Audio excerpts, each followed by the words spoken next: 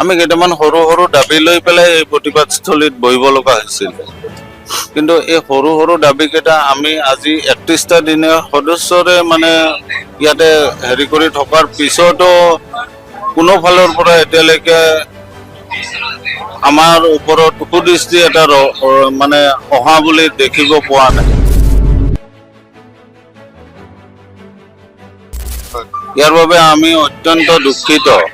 তথাপিতো আমি আশা ৰাখিছো মাননীয় মুখ্যমন্ত্ৰী মহোদয়, যিহেতু তেখেত আমাৰ সৰ্বোচ্চ, আশা ৰাখিছো তেখেতে আমাৰ ফালে সুদৃষ্টি দিব আৰু আমাৰ যিকেইটা সৰু সৰু দাবী আছে সেই দাবীকেইটাৰ প্ৰতি তেখেতে সন্মান জনাই পেলাই আমাৰ এই দাবীকেইটা পূৰণ কৰি আমাক পুনৰ কৰ্মক্ষেত্ৰত উভতি যোৱাৰ বাবে উৎসাহিত কৰিব। আমি এমপ্লয় হয়, ইমাৰ্জেঞ্চি মেনেজমেণ্টৰ এমপ্লয় হয়। আমি ইমাৰ্জেঞ্চি মানুহ, আমি ৰাজনীতিৰ লগত জড়িত নহয়, আমি ৰাজনীতি ইমান বুজি নাপাওঁ।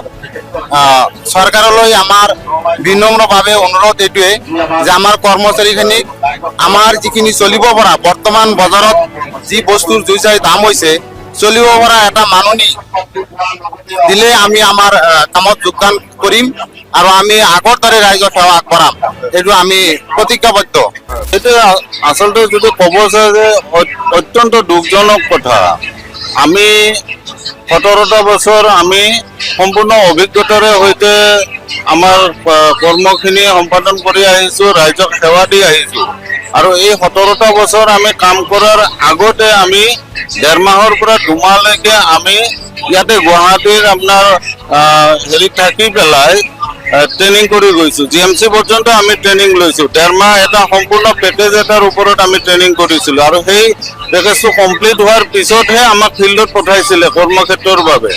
কিন্তু এইটো অত্যন্ত দুখজনক আৰু মানে গৰিহণাযোগ্য কথা যে আজি আমি প্ৰতিবাদত অহাৰ বাবে আমাৰ প্ৰতিবাদটোক তেওঁলোকে তাৰমানে এটা হেৰি পৰ্যায়ত ৰখাৰ কাৰণে চেলেঞ্জ মুডত গৈ পেলাই তেওঁলোকে অপ্ৰশিক্ষিত পাইলটটো নকওঁৱে, তেওঁলোক আমি যোগ্য বুলি নাভাবো। কিয় আমাৰ যিখিনি মানুহ এম্বুলেঞ্চখনত গাড়ীখন চলাই তেওঁলোক হৈছে সম্পূৰ্ণ প্ৰশিক্ষণপ্ৰাপ্ত। সেইকাৰণে আমি তেওঁলোকক পাইলট হিচাপে আমি মৰ্যাদা দিছোঁ।